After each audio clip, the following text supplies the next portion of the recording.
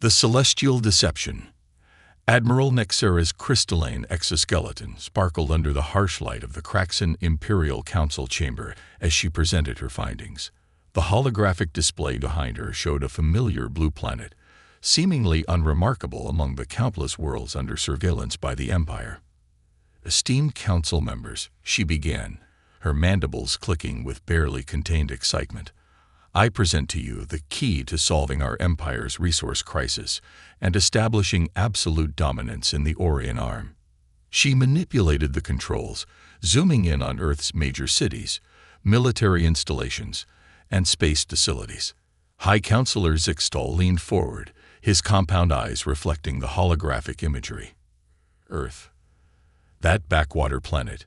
Their primitive broadcasts still speak of internal conflicts and climate challenges. They haven't even established a permanent presence beyond their atmosphere. Nexera's mandibles curved into what passed for a smile among her species. "Precisely," honored Zixtal. "Their very primitiveness makes them the perfect target. Our long-range scans have detected vast deposits of Quantium X beneath their crust, enough to power our fleet's expansion for centuries. More importantly, the planet's strategic location would give us control over 3 major trade routes." The council chamber buzzed with excited chittering as the implications sank in.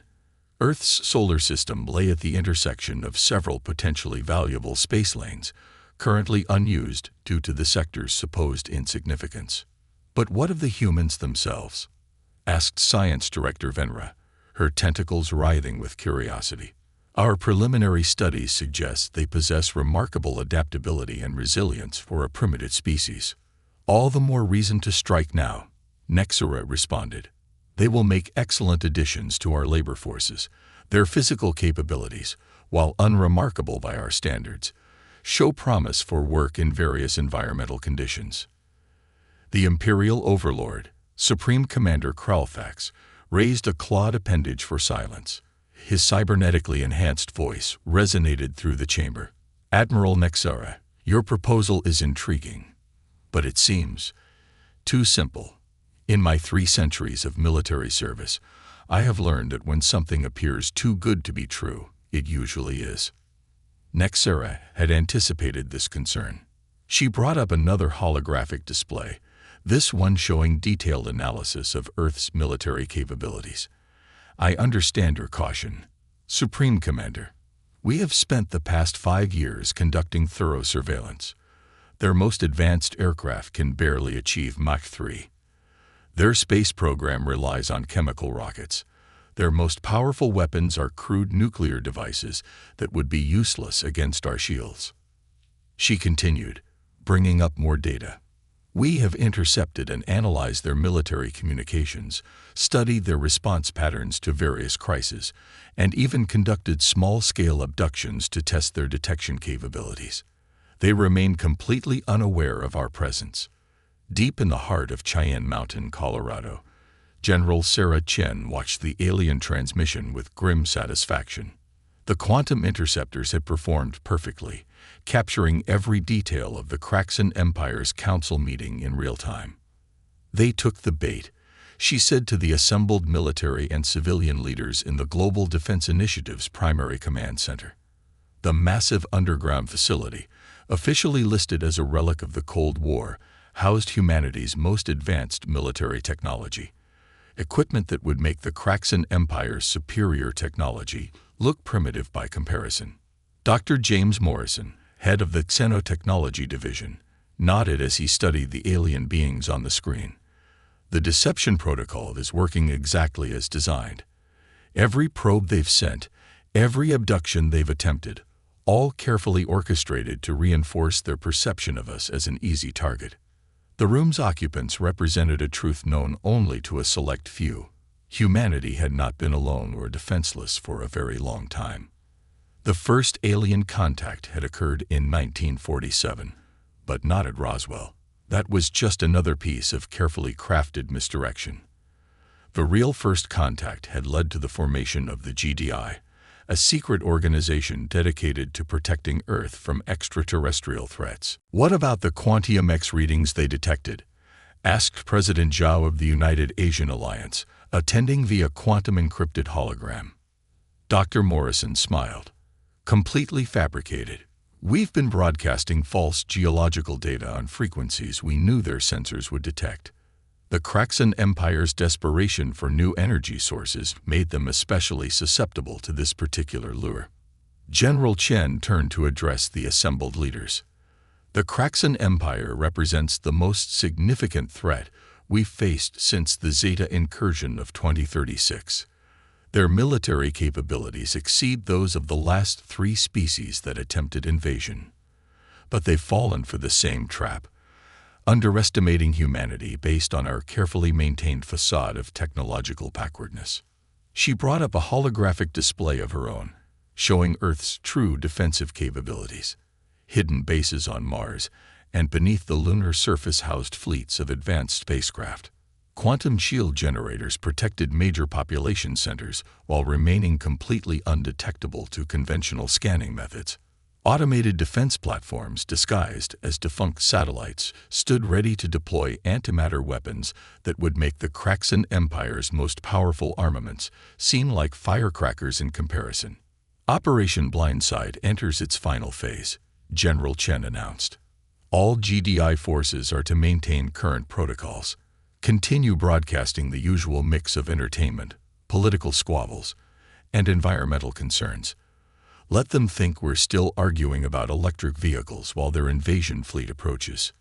Dr. Morrison raised his hand. The latest intelligence suggests Admiral Nexera plans to lead the invasion personally. Her overconfidence works in our favor, but we shouldn't underestimate her tactical abilities. The Kraxan Empire didn't become a dominant force in their sector through stupidity. Agreed, General Chen replied. That's why we'll be deploying the new quantum phase shifters. The look on their faces when their supposedly invincible ships pass right through their own weapons should be quite entertaining. The meeting continued well into the night, fine-tuning humanity's response to the coming invasion. Plans within plans, deceptions layered upon deceptions. Humanity had learned through bitter experience that survival in a hostile universe required more than just military might. It required cunning, patience, and the ability to appear weak when you were strong. Back in the Kraxan Imperial Council chamber, Admiral Nexera concluded her presentation. The council voted unanimously to approve the invasion plan. As she left the chamber, Nexera imagined herself already wearing the medallion of planetary conquest, never suspecting that she was walking into a trap centuries in the making. In the depths of space, humanity's hidden sensors tracked the movement of the Kraxan fleet as it began to mobilize. The game was entering its final phase, and Earth's defenders allowed themselves small smiles. The Kraxan Empire was about to learn a lesson that several other alien civilizations had learned the hard way. Sometimes, the most dangerous prey was the one that looked the most helpless. General Chen stood at the window of her underground office, looking up at the night sky visible through an advanced holographic projection. Somewhere up there, a vastly overconfident alien admiral was preparing to learn the true meaning of the ancient human saying, "Pride goeth before destruction, and a haughty spirit before a fall." The trap was set. All that remained was to wait for the Kraxan Empire to spring it. First contact's folly. The Kraxan invasion fleet emerged from hyperspace at the edge of the solar system, their massive ships casting long shadows across Neptune's icy surface. Admiral Nexera stood on the bridge of her flagship, the Eternal Dominion, admiring the sleek formation of over 300 warships, the largest fleet assembled for a single planetary conquest in recent Imperial history. "Status report," she commanded, her crystalline exoskeleton reflecting the soft blue glow of the tactical displays. "All ships report ready, Admiral," her second-in-command, Commander Vix, responded. "Our stealth systems are functioning perfectly. Earth's primitive detection methods show no sign of registering our presence." Nexera clicked her mandibles in satisfaction. "Excellent. Begin deployment according to Plan Alpha. I want our ships in position before the humans even realize they're under attack." As the Kraxan fleet began their carefully choreographed advance through the solar system, They remained completely unaware of the quantum surveillance network tracking their every move. Deep beneath the lunar surface, in humanity's primary defense command center, General Chen watched the alien armada's approach with calculated interest. They're following exactly the attack pattern our predictive AI suggested, she noted to her assembled staff. Tactical analysis. Colonel Jack Martinez, head of Space Combat Operations, stepped forward. Their fleet composition suggests they're expecting minimal resistance, heavy on troop transports, light on point defense. They're practically gift-wrapped for our quantum torpedoes. And their stealth systems? General Chen asked. Dr. Morrison chuckled from his station. About as stealthy as a marching band in a library.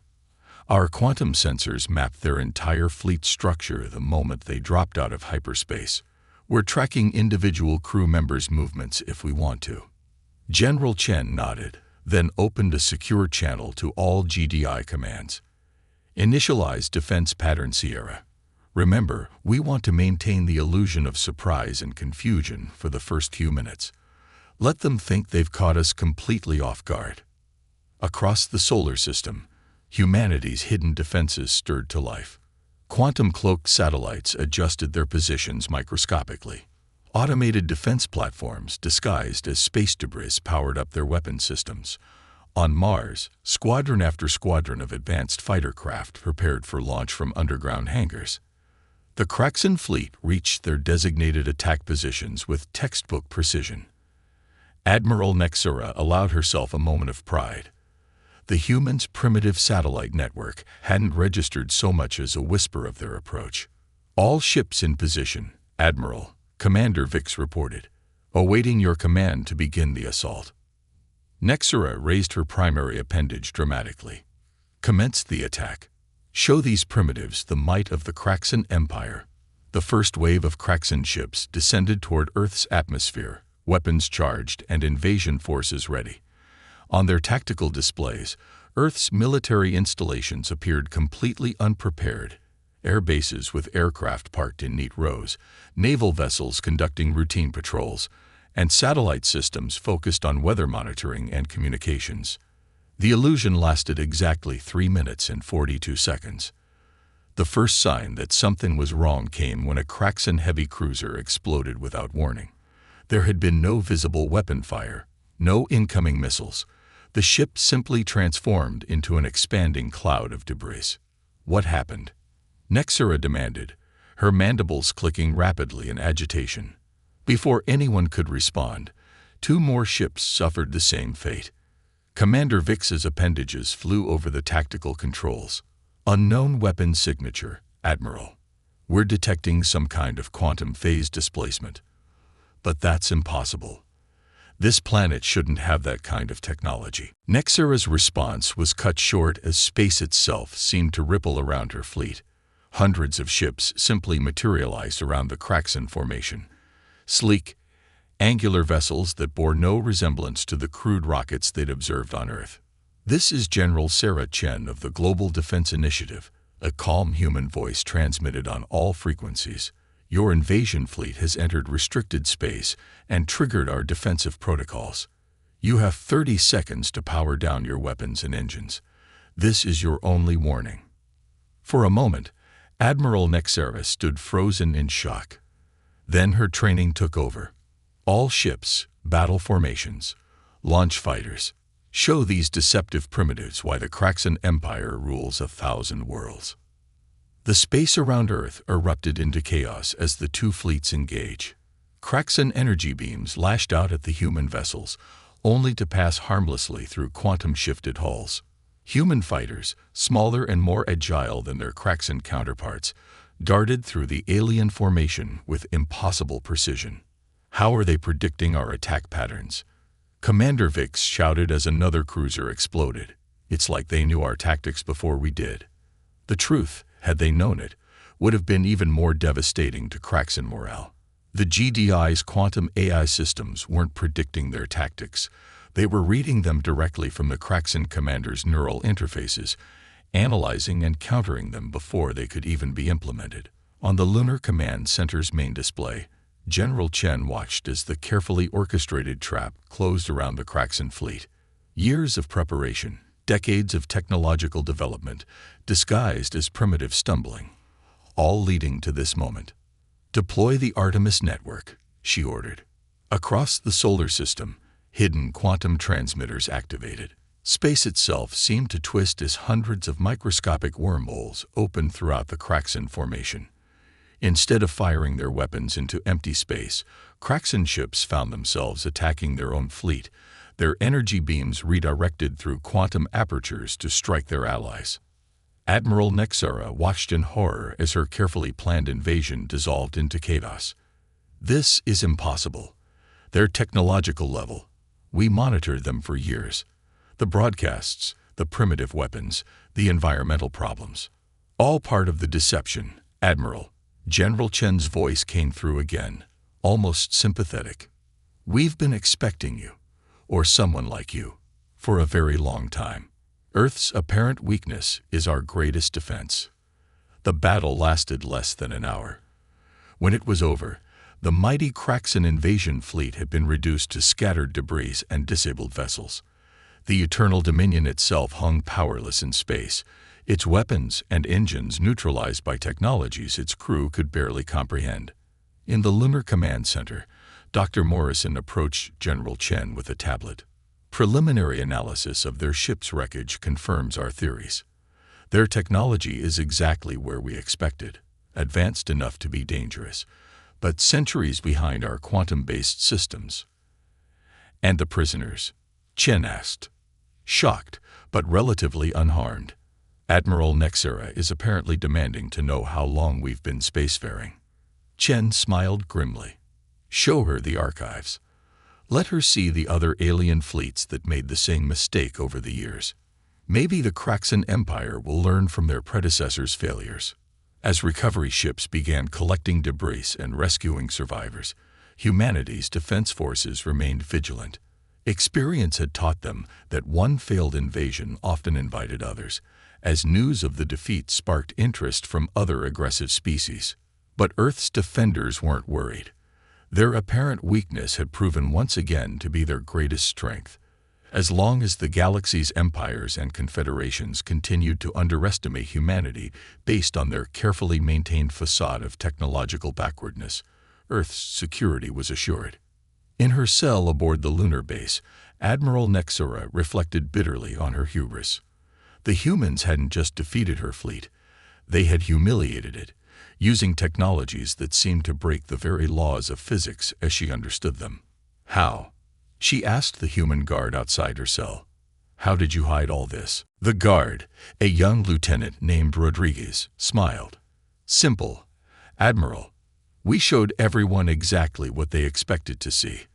A primitive, squabbling species barely able to reach their own moon. The greatest trick humanity ever pulled was convincing the galaxy we were defenseless. As night fell over Earth, its citizens continued their normal routines, most of them blissfully unaware of the battle that had just taken place above their heads. News channels reported on climate change, political debates, and local sports. Social media buzzed with celebrity gossip and viral videos. And in hidden bases around the world, humanity's defenders prepared for the next invasion, knowing that their greatest weapon wasn't their advanced technology or powerful weapons. It was the galaxy's continued underestimation of their capabilities. The trap had worked perfectly, but the war was far from over. The Kraxan Empire would not take this humiliation lightly, and their response would shake the foundations of their interstellar society. The hidden arsenal. The quantum-encrypted message from Earth reached the Kraxan Imperial Palace exactly 3 days after Admiral Nexara's defeat. The Imperial Overlord, Supreme Commander Krelfax, watched the transmission with his cybernetic eyes as the full scope of the disaster became clear.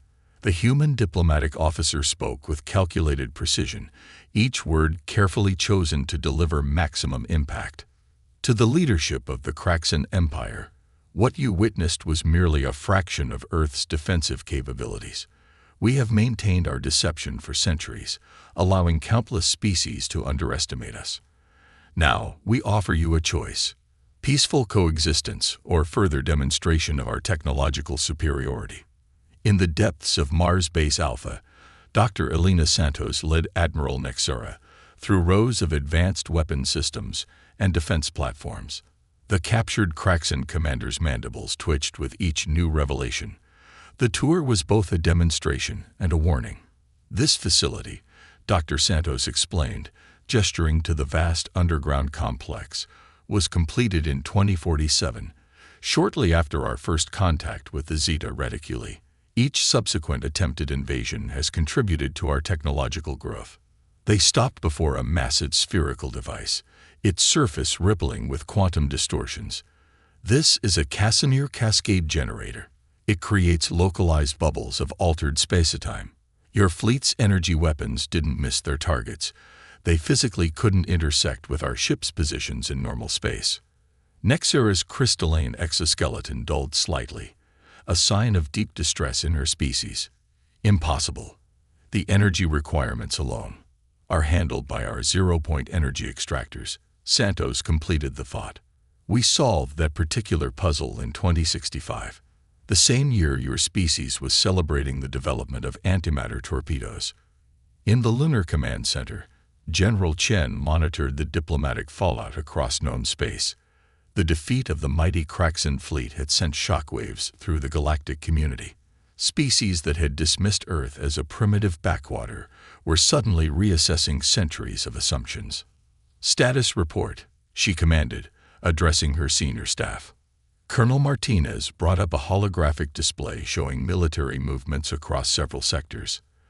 The Proxima Confederation has withdrawn their fleet to defensive positions. The Sirius Collective is requesting immediate diplomatic relations.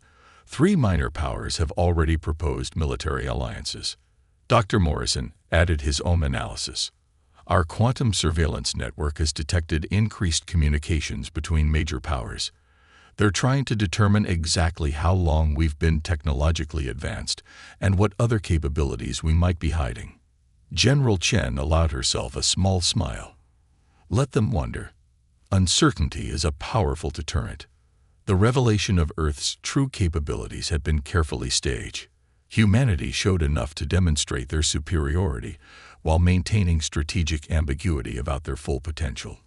The quantum phase shifters, dimensional inverters, and neural interface scramblers had shocked the Kraxan fleet, but they were far from humanity's most advanced weapons.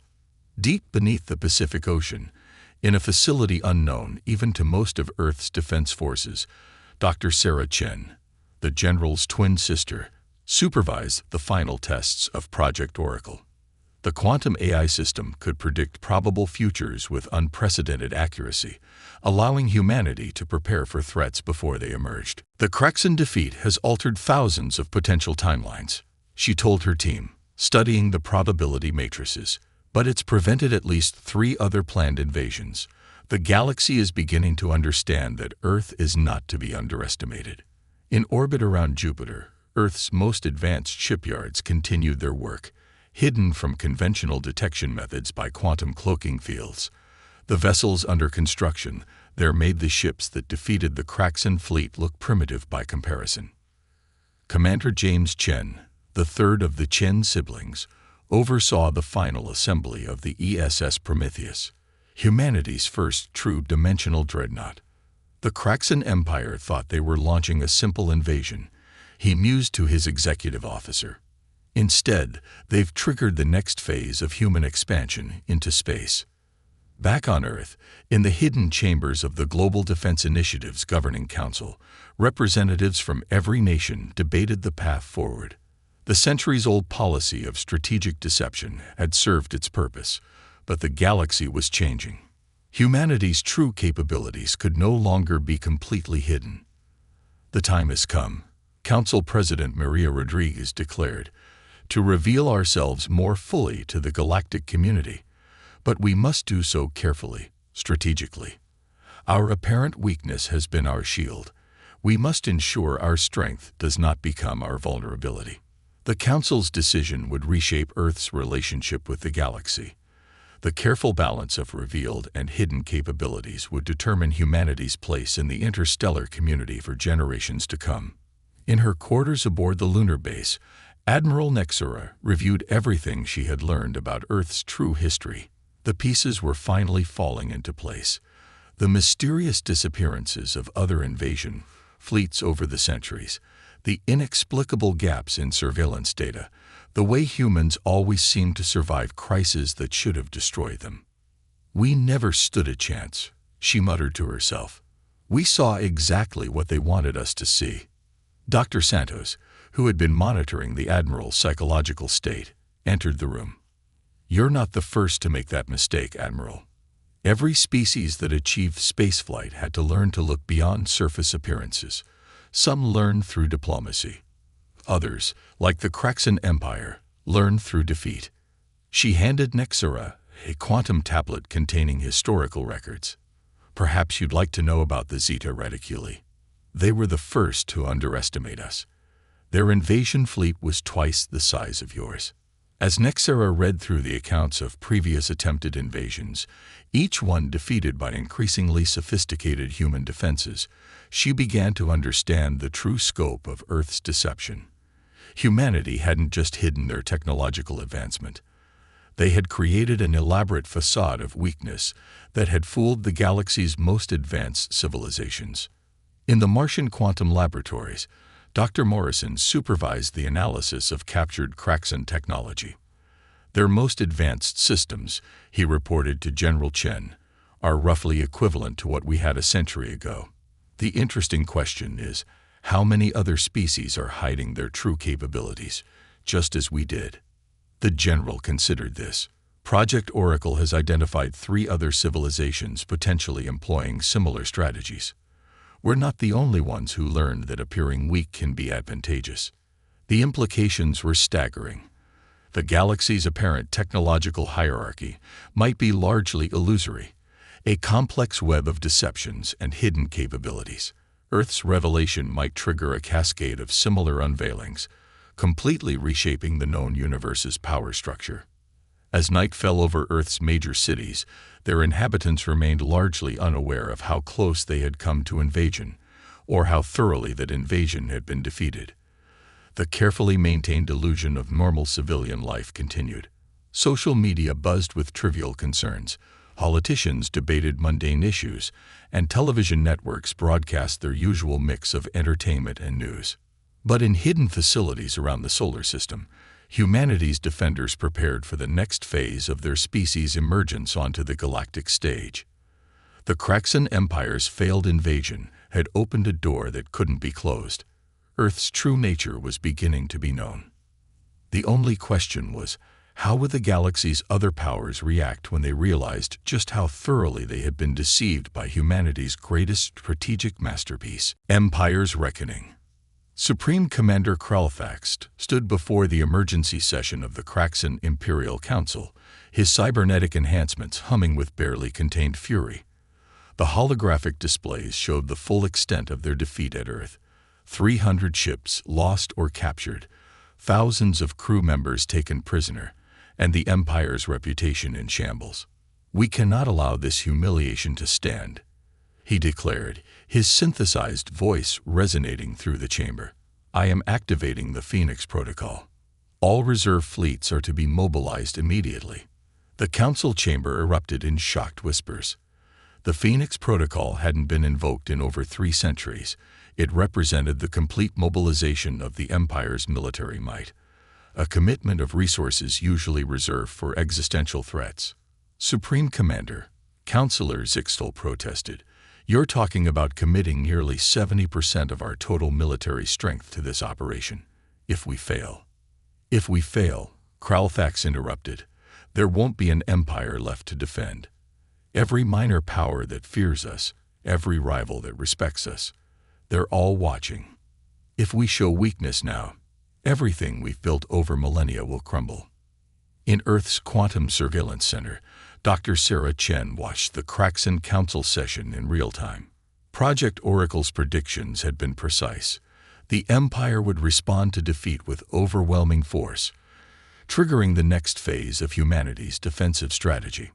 "They're mobilizing everything," she reported to her sister, General Chen. 5,000 ships, including their experimental dreadnoughts. Estimated arrival time: 72 hours. The general's holographic projection nodded. Good.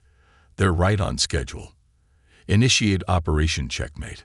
Across the solar system, humanity's hidden forces began to move. The massive shipyards around Jupiter revealed their true nature, not merely construction facilities, but mobile fortress platforms capable of independent, faster-than-light travel. The quantum defense networks around Earth reconfigured themselves into attack formations that defied conventional physics. In the Prometheus's command center, Commander James Chen received his orders. The dimensional dreadnought, humanity's most advanced warship, would lead the counter-invasion of Craxan space. Its mission: not merely to defend Earth, but to end the threat of the Craxan Empire forever. All hands, he announced to his crew, this is what we've trained for. The Craxan Empire thinks they're launching a decisive attack. Instead, they're walking into the final phase of a trap centuries in the making. The Prometheus's quantum drive engaged, tearing a hole in reality itself as it led Earth's strike fleet toward their targets.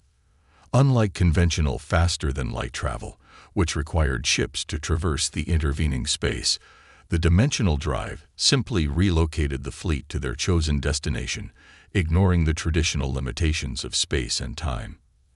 Admiral Nexara, still under supervised custody on Mars, watched the preparations with a growing sense of dread. You're not just planning to defeat our fleet, she realized, speaking to Dr. Santos. You're going to destroy our entire military infrastructure. Not destroy, Santos corrected. Transform. Your empire's aggression comes from a position of fear. Fear of appearing weak, fear of losing control. We're going to help you evolve beyond that fear. In deep space, the massive Craxan armada approached Earth with unstoppable momentum. Supreme Commander Kralfax, personally leading the fleet from his flagship Eternal Vengeance, felt confident in their overwhelming numbers. This time, there would be no clever tricks, no technological surprises that could overcome such massive numerical superiority. He was wrong. The first sign that something was amiss came when long-range sensors detected quantum fluctuations throughout Craxan space. Before the Supreme Commander could process this information, reports began flooding in from every major military installation in the Empire. "My lord," his communications officer called out, mandibles clicking in distress, "we're receiving reports of attacks on all our primary shipyards. Enemy vessels are appearing inside our defensive perimeters." In the Craxan Empire's home system, the Prometheus revealed itself, leading a fleet that seemed to materialize from nowhere. Commander Chen's voice transmitted across all frequencies. "This is the Earth Defense Force. Your military installations are now under our control. Your defensive networks have been quantum-locked. Stand down your attack fleet, or we will be forced to demonstrate the full extent of our capabilities." Kralfax's cybernetic eyes processed the tactical displays with growing horror. Somehow, while his main fleet approached Earth, the humans had struck at the heart of his empire. Their ships hadn't fought through the Empire's defenses. They had simply appeared where they wanted to be, ignoring the carefully planned defensive layers developed over centuries. "Impossible," he whispered. "No species has mastered dimensional translocation on this scale." The Supreme Commander's shock grew as he witnessed humanity's technical superiority firsthand. The Prometheus unleashed weapons that seemed to violate the fundamental laws of physics. Quantum phase torpedoes passed through Craxan shields as if they didn't exist. Temporal disruptors caused entire battle groups to experience time at different rates, making coordinated action impossible. In Earth orbit, General Chen coordinated the complex ballet of forces with cold precision. The Craxan fleet found itself caught between two impossible choices: continue their attack on Earth, leaving their home territories defenseless, or retreat to defend against an enemy that could strike anywhere at will. Your entire strategic doctrine is based on the assumption that space is a linear battlefield, she transmitted to Kralfax. We abandoned that limitation long ago. There is no front line in this war, only points in spacetime where we choose to engage. The Kraxan Empire's carefully planned counteroffensive dissolved into chaos. Ships attempting to retreat found their navigation systems compromised by quantum intrusion protocols. Communication networks crashed as human AI systems rewrote their operating protocols faster than they could be restored. In the Prometheus's command center, Commander Chen received updated tactical data from Project Oracle. The Quantum Eye had predicted 17 possible outcomes from this engagement. In 16 of them, the Kraxan Empire surrendered within the next 6 hours. Your empire's military philosophy is based on overwhelming force, he transmitted to the Kraxan fleet. Ours is based on understanding the true nature of space, time, and consciousness itself. You cannot defeat us because you're not just fighting our weapons, you're fighting our understanding of reality. As if to demonstrate this point, the Prometheus executed a maneuver that should have been impossible. It appeared to occupy multiple points in space simultaneously, its quantum-shifted copies engaging dozens of Kraxan ships at once. The Empire's sensors couldn't determine which version was real because, in a very real sense, they all were.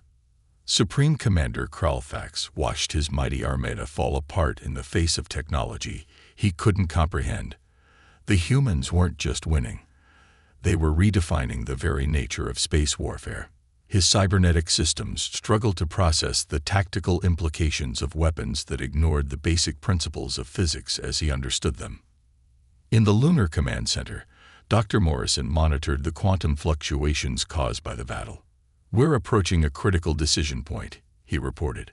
"The Kraxan leadership is beginning to realize that their entire understanding of physical reality is fundamentally flawed."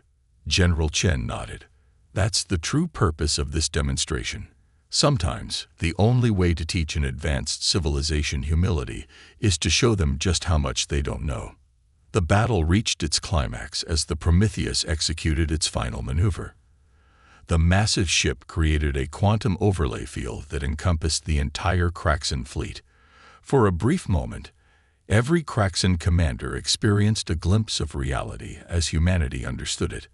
A universe where space and time were not barriers but tools, where consciousness itself could shape the fabric of existence. The effect was devastating. The Kraxan Empire's greatest military force, faced with the revelation of their own cosmic insignificance, began to stand down. Supreme Commander Kralfax, his cybernetic mind reeling from exposure to quantum reality, transmitted a single command: ceasefire. Stand down all weapons. As the Kraxan fleet surrendered, humanity's defenders maintained their vigilance. Experience had taught them that victory wasn't just about defeating an enemy's military. It was about transforming their understanding of the universe. The galaxy was changing, and the Kraxan Empire's defeat would echo through the cosmos. But the greatest revelations were yet to come, as humanity prepared to share some of their knowledge with a universe that was finally ready to listen. The Underground War. Major Sarah Rodriguez crouched behind a quantum-shifted barrier in downtown Singapore, her neural interface providing real-time tactical updates from across the globe. Despite humanity's overwhelming victory in space, scattered groups of Kraxan ground forces had managed to establish footholds in major cities worldwide. A final desperate attempt to gain leverage against Earth's superior forces. Status report. She subvocalized, the neural link transmitting her thoughts directly to her squad's tactical network. 3 Kraxan heavy assault units moving up Holland Road. Sergeant Chen Wei replied. His consciousness merged with the city's surveillance systems. They're using civilian structures as cover. Standard Imperial urban warfare doctrine. Rodriguez allowed herself a grim smile. The Kraxan Empire's standard doctrine was about to encounter warfare techniques they couldn't have imagined. She transmitted a simple command through her neural interface: initiate Protocol Phantom. Throughout the city, quantum field generators activated. Reality itself seemed to blur as buildings, streets, and entire city blocks shifted between dimensional states. The Kraxan forces, their sensory organs enhanced by cybernetic implants, suddenly found themselves unable to trust their own perception of their surroundings. In the Tokyo Defense Command, General Hikaru Tanaka monitored similar operations worldwide. The ground war had become a testing ground for humanity's most advanced infantry systems, technologies that had been kept hidden even longer than their space warfare capabilities. The Kraxan ground forces are performing exactly as predicted, he reported to the Global Defense Council. They're attempting to apply conventional urban warfare tactics against an unconventional enemy. Dr. Elena Santos, now coordinating with ground forces from Mars Base Alpha, added her analysis. Their neural architecture is particularly vulnerable to our quantum interference systems. They've never encountered an enemy capable of manipulating their cybernetic enhancements. In New York, a Kraxan assault team led by Commander Vix's brother, Ground Force Commander Rix, encountered this capability firsthand. Their advanced combat implants, designed to provide tactical superiority through enhanced sensing and coordination, became a liability as human quantum systems invaded and rewrote their operating protocols. The buildings, one of his soldiers chittered in panic. They're moving. The streets aren't where they should be. Rix tried to maintain order, but his own cybernetic systems were compromised. The humans weren't just fighting them. They were rewriting the rules of physical space around them. Streets would lead in circles that were geometrically impossible. Buildings would appear solid from one angle and completely transparent from another. In orbit, the captured Admiral Nexera watched tactical feeds of the ground combat with a mixture of horror and fascination. "Your quantum technology," she said to Dr. Morrison, who had joined her observation. "It's not just about weapons, is it? You've learned to manipulate the fundamental structure of reality itself." Morrison nodded. "What your ground forces are experiencing isn't illusion or deception. We're actually altering the local quantum states of urban environments. Your soldiers are simultaneously experiencing multiple possible configurations of the same space-time locality." Back in Singapore, Major Rodriguez's team demonstrated this capability with devastating effectiveness. As Kraxan forces attempted to secure a defensive position around Raffles Place, they found themselves engaging enemies that existed in multiple quantum states simultaneously. Human soldiers could fire from positions that were simultaneously there and not there, their quantum-shifted status making them nearly impossible to target effectively.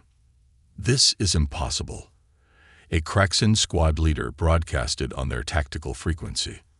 "How can we fight an enemy that doesn't follow the basic laws of physics?" The answer, of course, was that they couldn't. Humanity had spent centuries developing combat techniques that transcended traditional physical limitations. Every human soldier was connected to a quantum neural network that allowed them to perceive and operate in multiple dimensional states simultaneously. In London's partially evacuated financial district, Captain Emily Barnes led a demonstration of another advanced combat system. Her squad, equipped with temporal phase suits, could selectively adjust their position and time relative to their opponents. To the Kraxan forces, the human soldiers appeared to move with impossible speed, their actions preceding the aliens' ability to respond. "Remember," Barnes transmitted to her team, "minimal casualties. We're not just fighting them. We're teaching them the limitations of their understanding of warfare." The ground war became a series of object lessons in human technological superiority. In Moscow, quantum-shifted tanks appeared inside Kraxan defensive positions without warning. In Rio de Janeiro, human soldiers used dimensional manipulation to move through solid walls and floors as if they didn't exist. But perhaps most devastating was the humans' ability to hijack and reprogram Kraxan combat implants in real time. The aliens' cybernetic enhancements, source of their supposed tactical superiority, became vulnerabilities that human forces could exploit at will. General Chen, coordinating global operations from the lunar base, received regular updates on the psychological impact of these demonstrations. The Kraxan ground forces are experiencing complete tactical paralysis, Colonel Martinez reported. They can't fight an enemy that can literally change the battlefield at will. In the Prometheus's tactical center, Commander James Chen monitored the ground war's effect on Kraxan military doctrine. "They're beginning to understand," he noted to his staff. Their entire approach to warfare is based on outdated concepts of physical space and linear time. We're not just defeating them, we're forcing them to evolve. The turning point came in Dubai, where a major Kraxan force attempted to establish a fortified position in the city's towering skyline. Human forces responded with a demonstration that would be studied in military academies for centuries to come. Major Rodriguez, transferred from Singapore to lead the operation, initiated what appeared to be impossible to the Kraxan defenders. The human forces didn't just attack their positions, they changed the fundamental nature of the urban battlefield. Buildings quantum shifted between states of existence, streets rearranged themselves in non-Euclidean patterns, and human soldiers seemed to exist at multiple points in spacetime simultaneously. This isn't combat anymore. Ground Force Commander Rix transmitted to his superiors as his forces surrendered in New York. This is like fighting against gods who can rewrite the laws of reality at will. In the Lunar Command Center, Dr. Morrison monitored the quantum fluctuations caused by the widespread use of dimensional manipulation technology. We're approaching a critical threshold, he warned. Much more of this, and we risk permanently altering the quantum stability of these urban areas. General Chen nodded. Initiate final phase. It's time to show them why we've been so careful with this technology. Across every battlefield, human forces executed a synchronized demonstration of their most advanced capability. For a brief moment, they shifted entire cities into quantum flux, allowing the Kraxan forces to see the true nature of reality as humanity understood it. A complex web of interconnected possibilities, where space and time were merely suggestions rather than laws.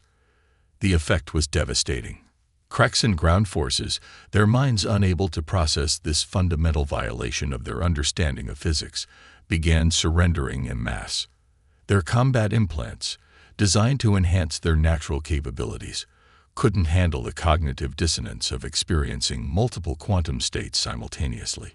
As the ground war drew to a close, humanity's defenders began the complex task of restoring normal quantum states to affected urban areas. The Kraxan Empire had learned a harsh lesson. Their most advanced technology was primitive compared to humanity's basic combat systems. But the true impact of these revelations was yet to be felt. The galaxy would never be the same once word spread of how thoroughly humanity had dominated both space and ground combat against one of the most powerful empires in known space. The age of pretending to be primitive was over.